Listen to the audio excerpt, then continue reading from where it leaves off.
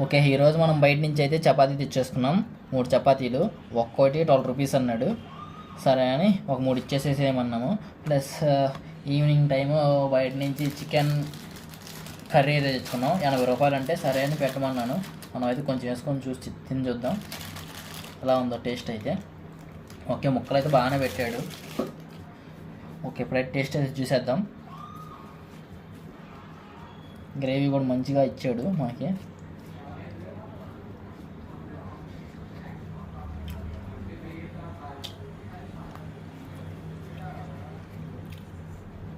Chapati taste అయితే చాలా బాగుంది, మెత్తగా మన ఇంట్లో చేసుకున్నట్టే ఉంది.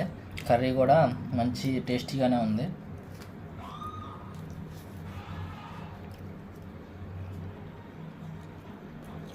మంచి నైస్ కాంబినేషన్ లెక్క అనిపిస్తుంది నాకైతే. చపాతీ చికెన్